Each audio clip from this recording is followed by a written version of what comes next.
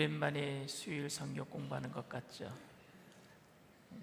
오늘은 예수님의 죽음 이후에 일어난 일들, 마지막 시간, 무덤 봉인과 또 파수꾼들을 배치한 그 안식일 토요일에 있었던 사건에 대해서 함께 말씀을 나누고자 합니다. 마태복음 27장 62절에서 66절까지 말씀을 우리 다 함께 읽겠습니다.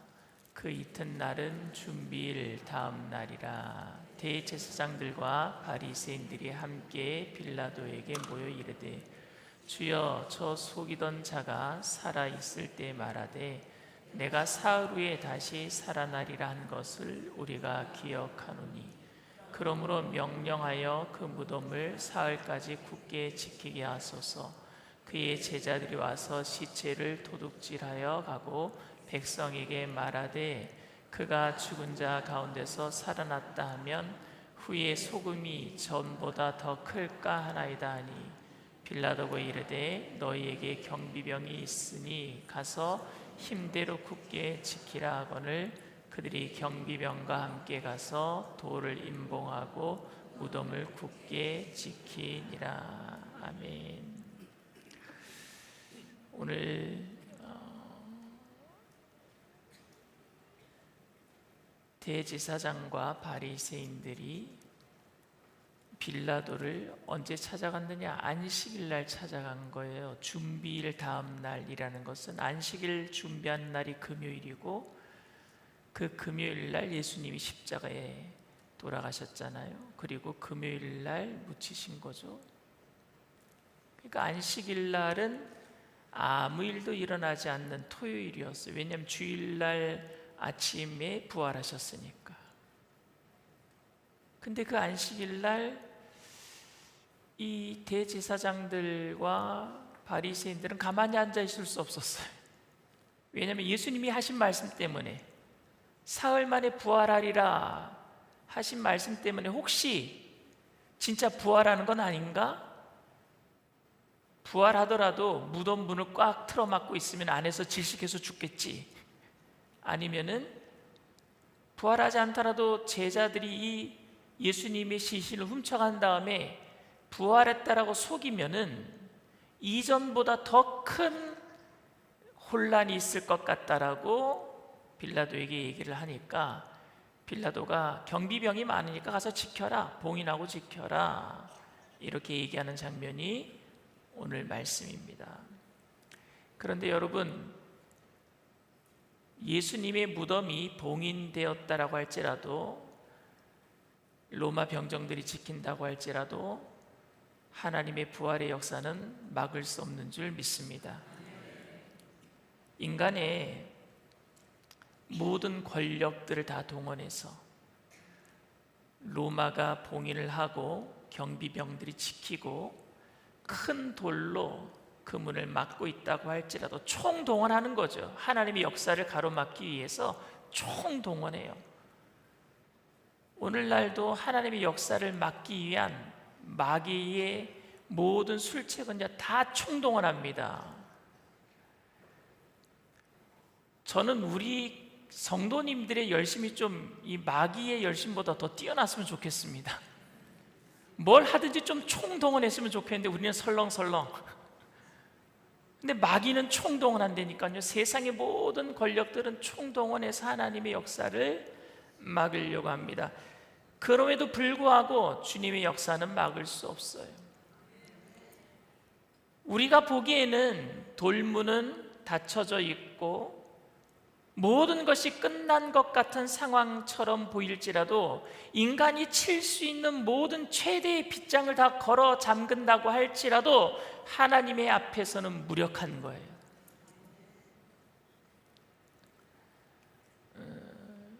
인간이 칠 수 있는 최대의 빗장도 하나님 앞에서는 무력합니다. 3세기 초 나폴리 근교에서 펠릭스라는 사제가 신앙 때문에 체포되어서 심하게 매를 맞다가 도망쳤어요. 로마 병사 둘이 이 펠릭스 사제를 잡으려고 추격해 갔는데, 이 펠릭스 사제는 무너져 있는 옛 성벽의 구멍 속에 몸을 숨겼어요. 근데 그 구멍 속에 몸을 숨기자마자 어디서 거미가 나타나서요, 그 앞에다가 거미줄을 친 겁니다. 병사들이 쫓아와서 그 구멍을 발견했을 때 이미 거미줄이 다 쳐져 있는 겁니다. 한 병사가 여기가 완벽한 은신처인데 숨었으면 여기 숨었을 텐데 라고 말을 했는데, 다른 병사가 만약에 들어갔다면 거미줄이 찢어져 있었을 것인데 거미줄이 쳐져 있는 거 보니까 여긴 들어가지 않았다 하고 이 두 병사가 거기를 지나쳐서 다른 곳으로 갔다고 합니다. 그때 펠릭스가 했던 말이 무엇이냐면요, 하나님이 계신 곳에서는 거미줄도 성벽과 같고 하나님이 안 계신 곳에서는 성벽도 거미줄과 같다. 우리가 아무리 하나님의 역사를 막으려고 하더라도 그것은 거미줄처럼 약한 것이 될 것이고, 아무리 우리의 인생이 거미줄처럼 연약한 것으로 얽히고 설켜 있다고 할지라도 하나님께서 막아주신다면 가장 큰 방어벽이 될 줄 믿습니다. 하나님의 역사는 그래서 일어나는 거예요. 두 번째로 생각해 볼 것은, 원수들은 기억했는데 제자들은 잊어버려요. 오늘 63절 마태복음 27장 63절 말씀에 보면은요, 이 제사장들과 바리새인들이 빌라도를 찾아가서 주여, 그러니까 여기서 주여는 예수님 부르는 주여가 아니라 주인이시여, 마스터, 로드라고 하는 뜻인데, 빌라도를 부를 때 주여 이렇게 불렀어요. 주여, 저 속이던 자가 살아날 때 말하되 내가 사흘 후에 다시 살아나리라 한 것을 우리가 기억하노니. 대제사장들과 바리새인들은 누구의 말씀을 기억했어요? 예수님의 말씀, 다시 살아나겠다라는 예수님의 말씀을 기억합니다. 그런데 제자들은요, 다 도망가 버렸어요.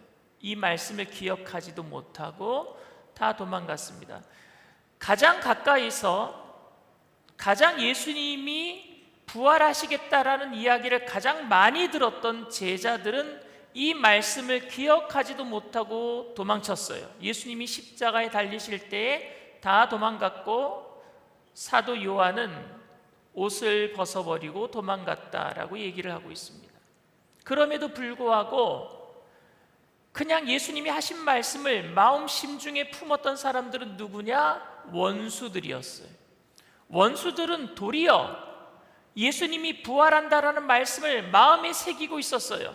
그렇기 때문에 두려웠던 거예요. 혹시 진짜 부활하면 어떡하지? 그러니까 예수님이 부활하면 안 되니까 무덤 문이라도 지켜서 다시 무덤 속에 쳐넣어야 되는 거예요, 예수님을. 이런 아이러니가 우리 신앙생활 안에도 여전히 존재하는 것 같습니다. 마태복음 2장에 보면은요,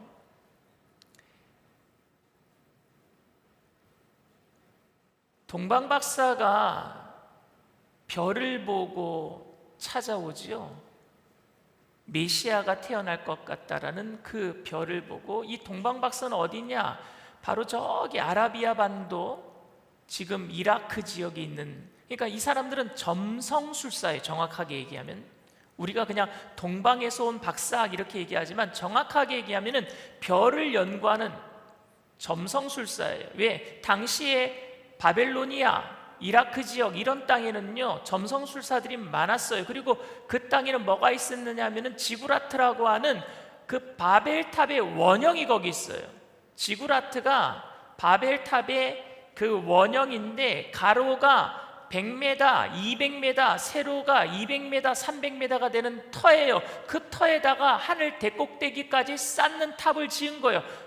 밑에가 넓으니까, 기초공사가 넓으니까 높이 올라갈 수 있어요. 그렇게 해서 100m, 200m 위로 올라가서 그 꼭대기에다가 뭐를 만들었느냐면 조디악이라고 하는 별들을 섬기는 신전을 만들어 놓은 거. 거기서 인신제사를 드렸어요. 난나라고 하는 달신을 위해서 인신제사를 드렸어요. 거기에서 별을 연구했던 사람이 누구냐? 동방박사들이에요. 그런데 큰 별이 나타나니까 그 별을 따라서 온 거예요. 여기에 큰 왕이 태어날 것 같다. 그때 헤롯이, 유대의 분봉왕이었던 헤롯이, 이 헤롯은 여러분 유대인 아닙니다. 에돔 사람이에요. 헤롯은. 이 헤롯이 서기관들에게, 대제사장들에게 묻습니다. 왕이 어디서 태어나느냐? 성경에서 얘기하는 왕이 어디에서 태어나느냐? 그런데 서기관들과 대제사장들이 미가서 5장 2절 말씀을 즉시 인용해서 베들레헴에서 태어납니다, 이렇게 얘기합니다. 베들레헴은 여러분 예루살렘에서 불과 10km 남짓 떨어진 도시예요. 그런데 그 길을 동방박사는 가요. 말구유에 태어나실 어린 예수님을 만나기 위해서 갑니다. 그런데 그 말씀을 연구하고 구약 성경을 달달달달 외웠던 제사장들과 이 서기관들, 글씨를 쓸 줄 아는 사람들, 성경을 읽을 줄 아는 사람들, 성경을 해석하고 전하는 사람들은요, 안 가요. 알면서도 안 가요. 구약의 예언에 분명히 베들레헴에서 메시아가 나신다는 소식을 듣고 그 소식을 이미 알고, 그런데 그 별을 쫓아서 점성술사 별들을 연구하는 사람들은 저 멀리서 왔음에도 불구하고 몇 달에 걸쳐서 온 사람들은 그 길을 또 가고 있는데 이 사람들은 알면서도 안 가요.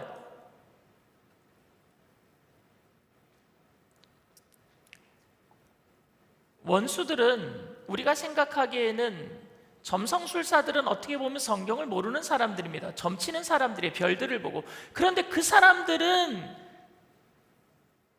메시아 탄생을 믿고 그 자리를 가고 있는데 평생을 말씀을 연구했다라고 하는 그 서기관들과 제사장들은 안 가요. 10km도 떨어져 있지 않은 곳을 찾아가지도 않습니다. 재미있는 얘기 하나 해드릴게요. 여러분 코닥 필름 아시죠? 근데 요즘 젊은이들은요, 코닥은 필름 회사가 아니라 옷가게인 줄 알아요. 요즘에 몰에 가거나 백화점에 가면요, 코닥 하면은요, 옷이 걸려 있어요. 1975년 코닥의 엔지니어 스티븐 세스는 세계 최초 디지털 카메라를 발명해서 경영진 앞에서 시연했습니다. 1975년에 세계 최초로 디지털 카메라를 만들어서 경영진 앞에서 시연을 했어요.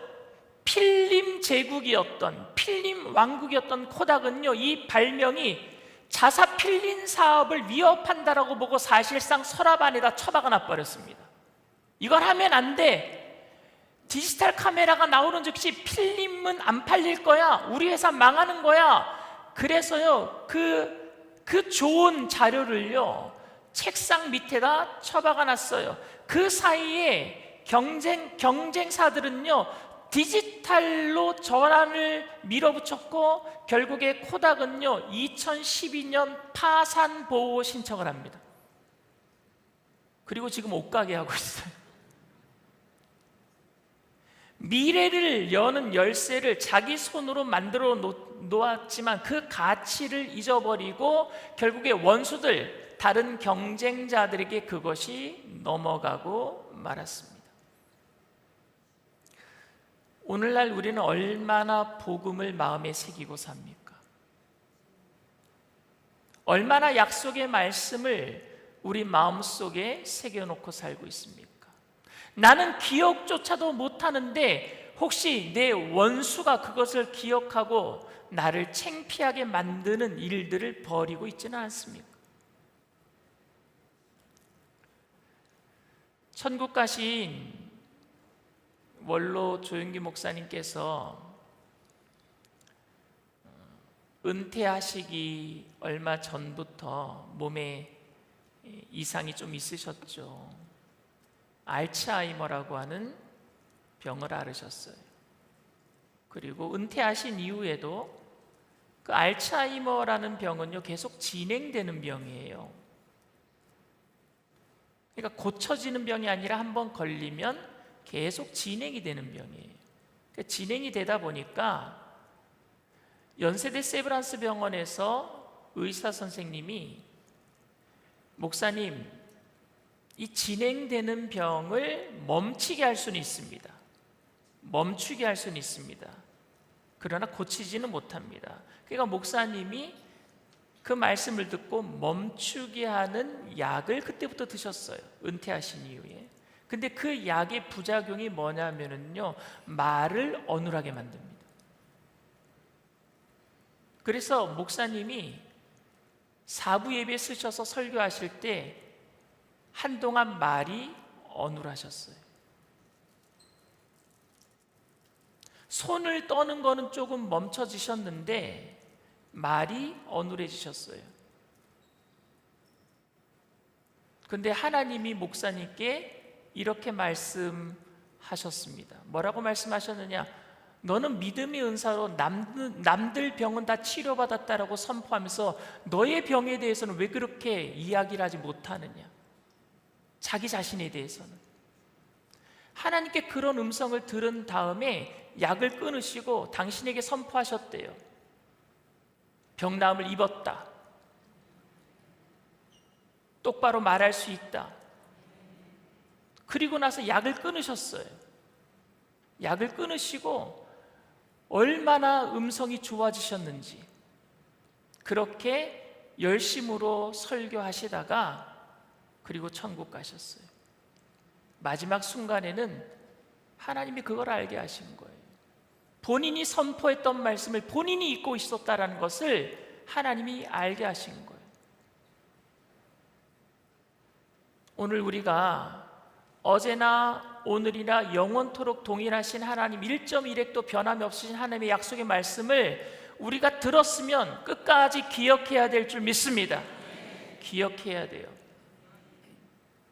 내가 기억하고 그 말씀이 이루어지기까지 포기하지 아니하고 믿음으로 살아갈 때 하나님은 오늘도 우리 안에 역사하실 줄 믿습니다.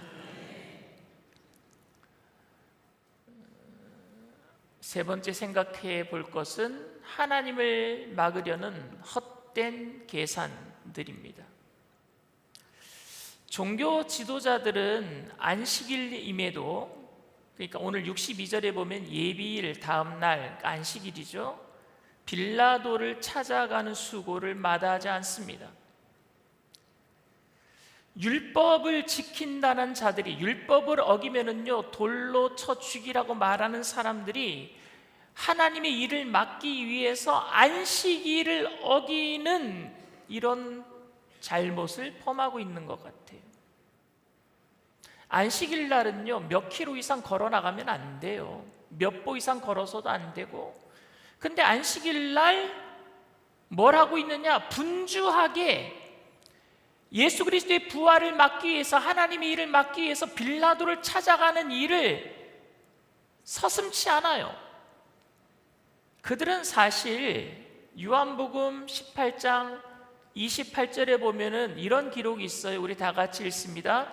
그들이 예수를 가야바에게서 관정으로 끌고 가니 새벽이라. 그들은 더럽힘을 받지 아니하고 유월절 잔치를 먹고자 하여 관정에 들어가지 아니하니라. 이게 무슨 얘기인 줄 아세요? 예수님을 잡아들였을 때가 언제? 6월절이잖아요.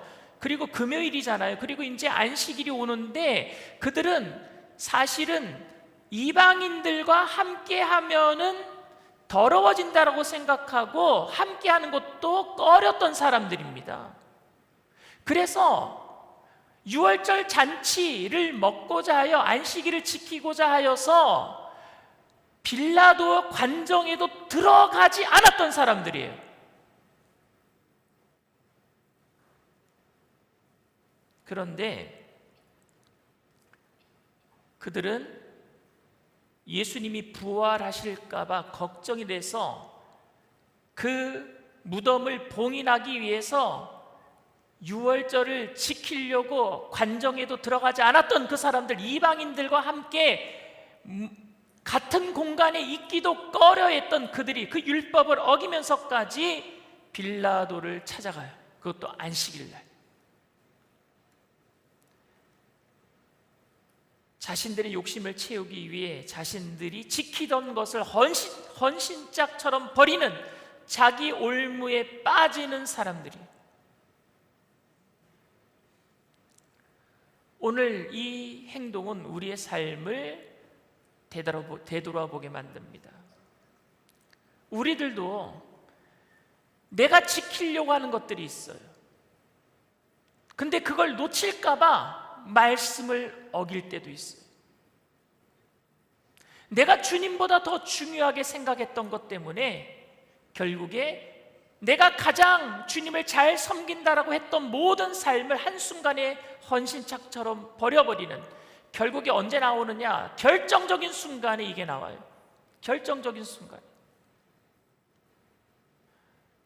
여러분, 우리의 삶은, 우리의 행위는 내가 고백한 대로 살아가야 될 줄 믿습니다. 고백한 대로 살아야 돼. 그걸 세상 사람들이 봐요. 내가 고백한 대로 살아야 돼요. 전에도 한번 제가 창피한 어렸을 때 이야기를 여러분들이 한 적이 있는데, 방학 때가 되면은 제가 작은 아버지가 대구에 살고 계셔서 대구에 가요. 어렸을 때 얘기입니다. 아주 어렸을 때, 초등학교 때. 대구에 가면은 저보다 나이는 같은데 한 학년이 빠른 친구를 사귀었는데, 교회에서 만났어요. 대구에 있는 어떤 장로교회를 제가 방학 때 가면은 그 교회를 나가면서 그 친구를 사귀었는데 너무너무 친해요, 저랑. 그래서 목욕탕도 같이 다녔어요, 어렸을 때. 목욕탕 가면서 남자들이 더 친해지거든요. 근데 이 아이가 머리가 되게 좋아요. 근데 제가 자기를 얼마나 생각하고 사랑하는지 저한테, 나는 너밖에 없어, 나는 다른 거 다 잊어버려도 넌 기억할 거야, 그리고 평생 친구가 되려고 도원결의처럼 목욕탕 결의를 했어요, 둘이서. 근데 그 친구가 제가 한 말이 진심인지 아닌지를 시험하려고 했는지는 모르겠지만 그날 저한테 그러더라고요. 야쿠르트 하나 사주면 안 되겠느냐고. 목욕하고 나면 야쿠르트 먹고 싶거든요. 그래서 나 돈 없어, 야쿠르트 나 못 사줘 그랬거든요. 그랬더니 자기 지갑에서 지가 돈을 꺼내더니 자기가 사 먹더라고요. 근데 그 모습을 보고 저도 먹고 싶어서 제 돈 내고 제가 사 먹었어요.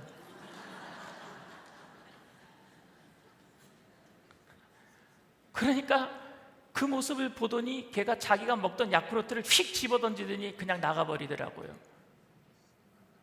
그러니까 제가 너무 어렵고 그리고 언행이 일치가 되지 않았던 거예요. 돈 없다고 해놓고 친구가 야쿠르트 먹는 모습을 보고 주머니에서 내 돈 꺼내서 내 걸 사 먹고 있으니, 이런 모습이 우리 현대 그리스도인들의 모습으로 세상 사람들에게 비춰지고 있다면 세상 사람들은요, 야쿠르트 집어던지듯이 너나 잘 믿어라 할 것 같아요.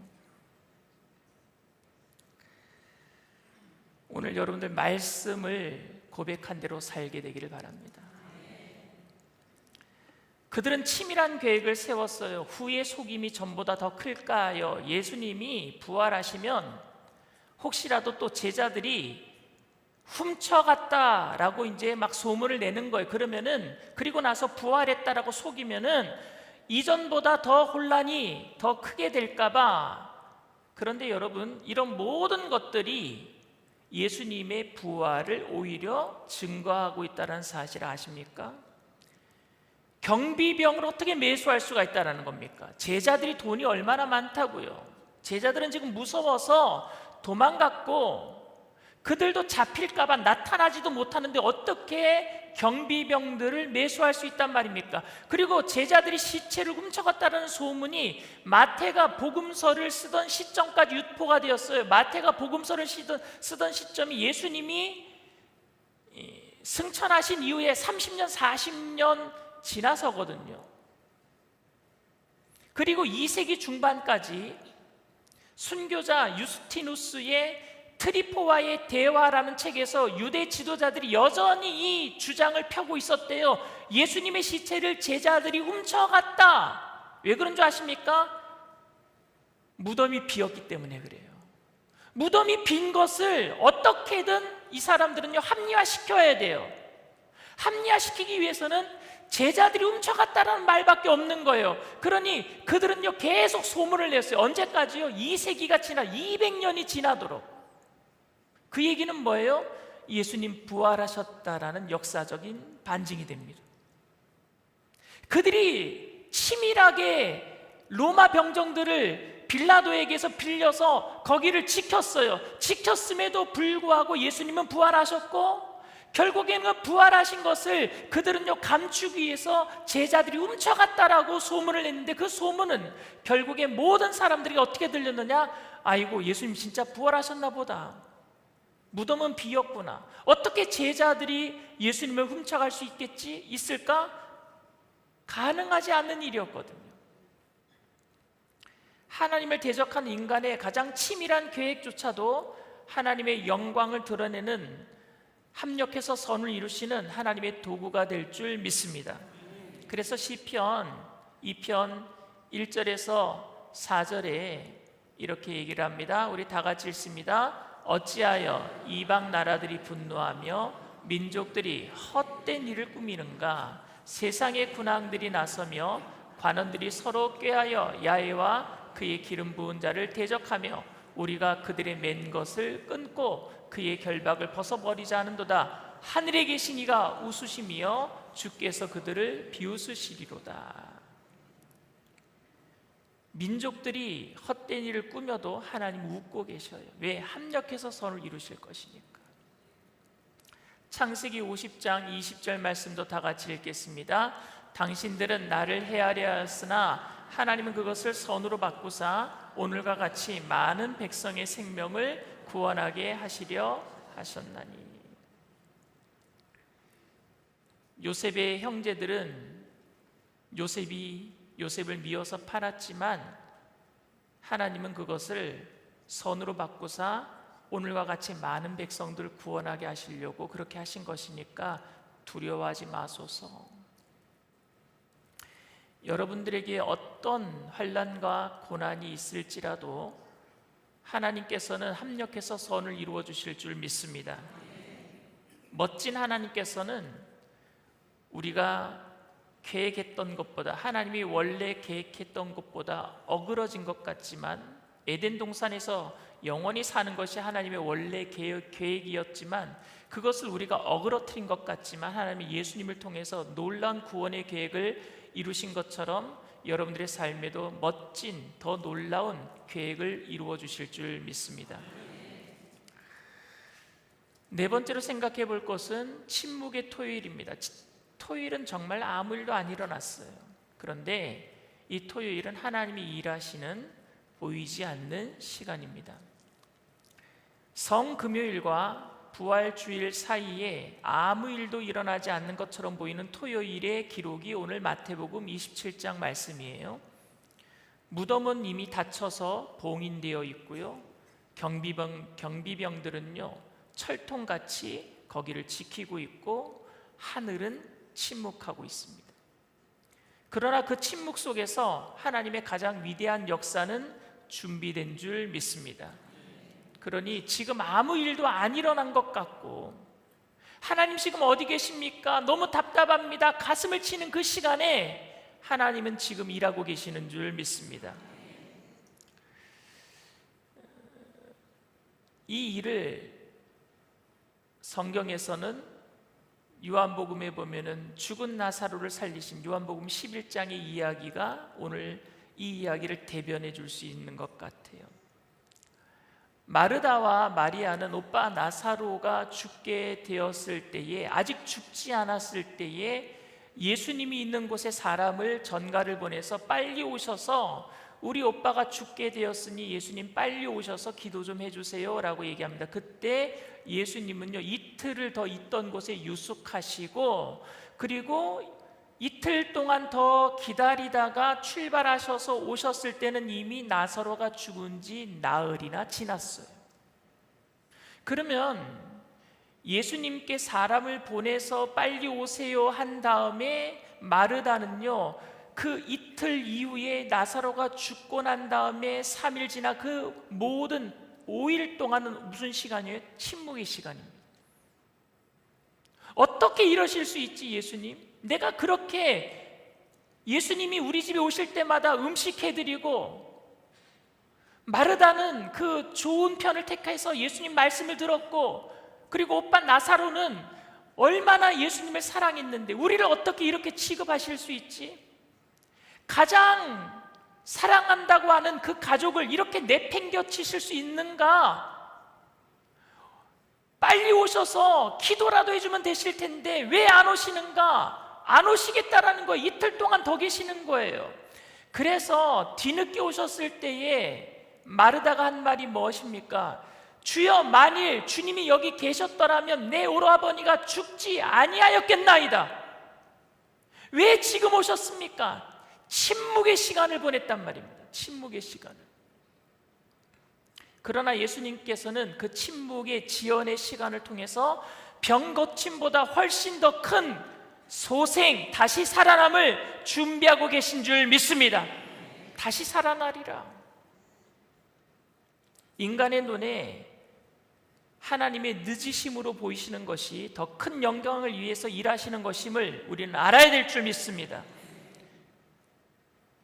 오늘도 우리는 답답하게 살아갈 때가 많아요.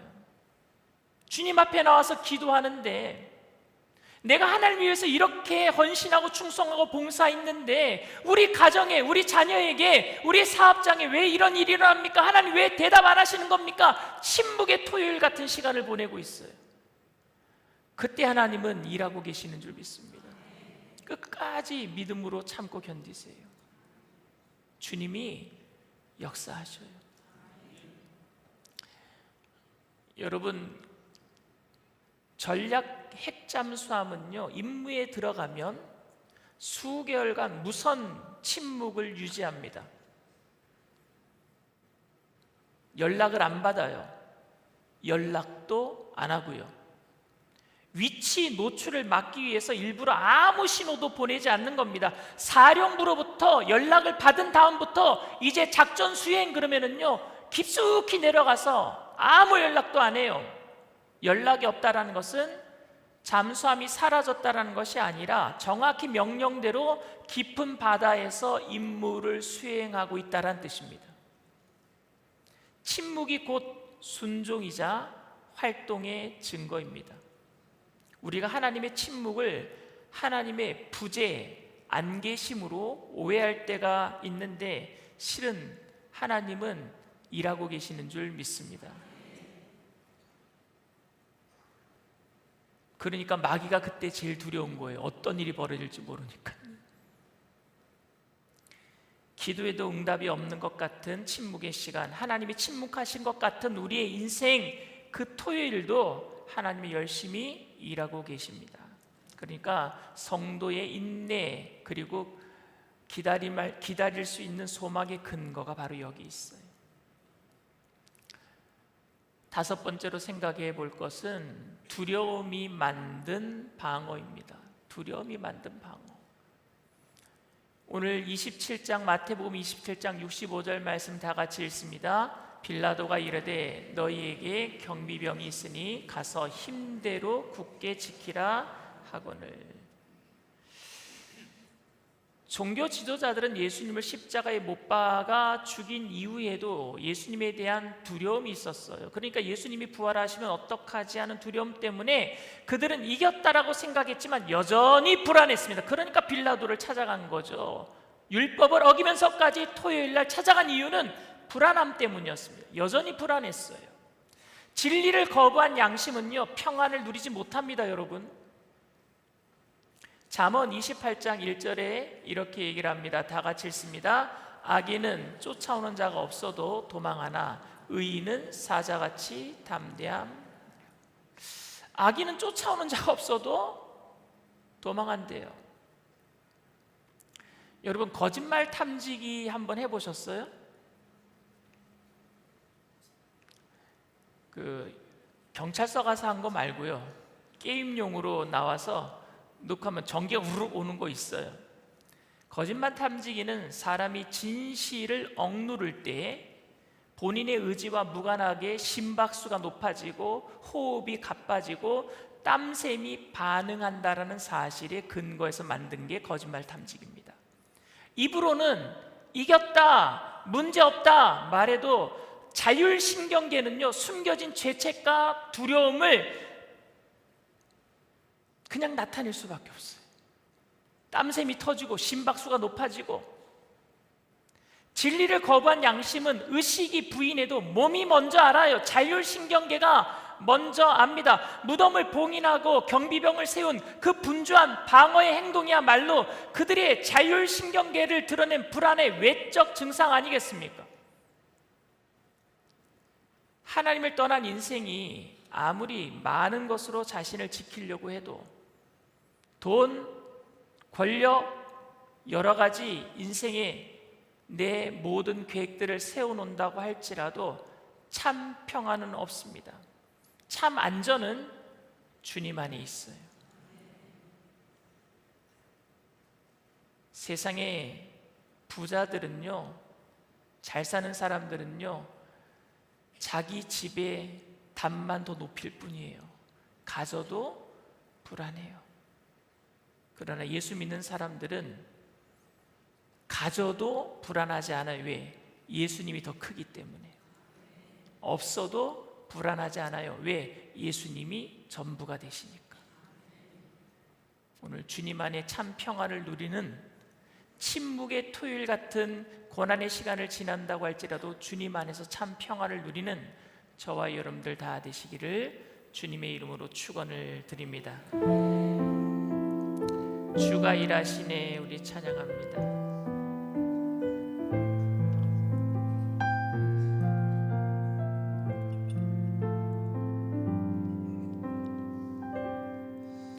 날이 저물어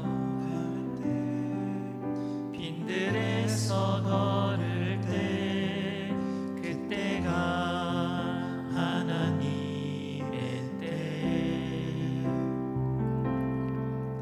내 힘으로 안 될 때 빈손으로 걸을 때 내가 고백해 여호와이래.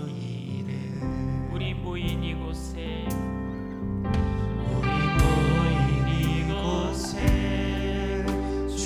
함께 계시네. 누리네 아버지 은혜. 적은 떡과 물고기 내 모든 걸 드릴 때 모두 고백해 여호와. 주가 일하시네. 주가 주가 일하시네.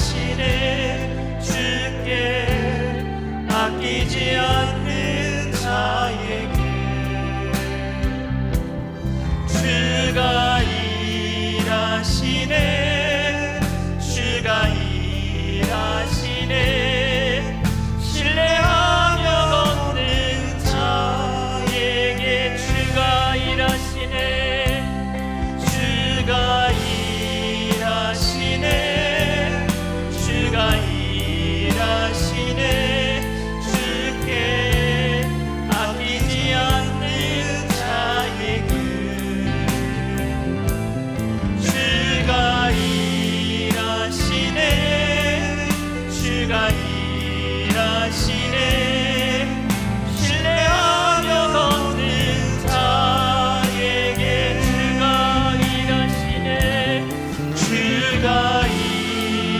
일하시네 주가 일하시네 주께 아끼지 않는 자에게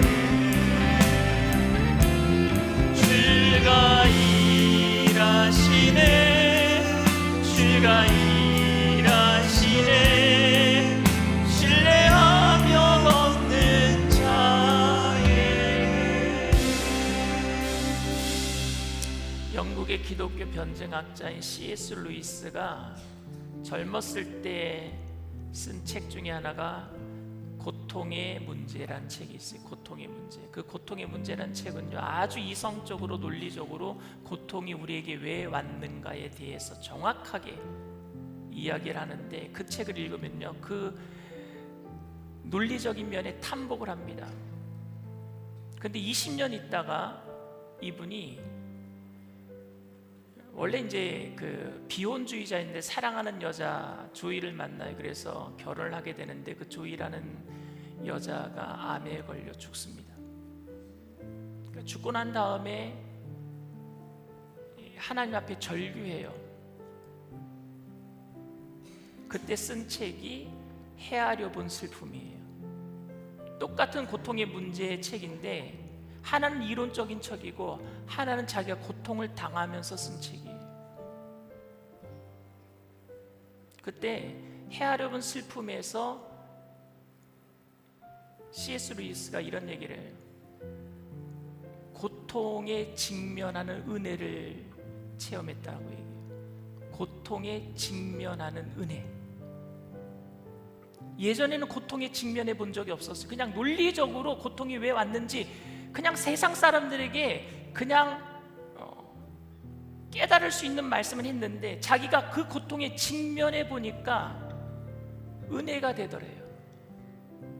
그래서 그 책의 이름이 헤아려 본 슬픔이에요. 주님이 침묵하시는 그 순간에 우리는 무슨 은혜를 누려야 되겠는가? 고통에 직면하는 은혜를 좀 체험했으면 좋겠어요. 주님이 일하시지만 우리에게 바라시는 것은 그 고통 속에서 내가 직면하는 거예요. 하나님을 만나보는 거예요. 그래서 욥은요, 내가 이제 고통을 통해서 주님을 귀로만 들었는데 이제 눈으로 보게 되었습니다. 직면하는 은혜를 체험하고 주님께 그렇게 고백하지 않았습니까? 주님이 없기 때문에 침묵하는 게 아니라, 주님이 나를 미워하기 때문에 내게 말씀하지 않는 것이 아니라, 오늘도 주님은 우리를 위해서 일하고 계시는 줄 믿습니다. 그러나 그 순간에도 우리는 은혜를 붙들어야죠. 이론적인 게 아니라 실제적으로 하나님이 살아계심을 붙들어야 되지 않겠습니까? 포기하지 마세요. 주님은 오늘도 역사하십니다. 우리가 참고 인내하고 그 고통에 직면하는 은혜를 붙들고 있다면 여전히 주님은 우리에게 소망의 이유가 되시는 줄 믿습니다. 주님을 붙들기를 원합니다. 우리 주님 세 번 부르고 통성으로 간절히 기도합니다.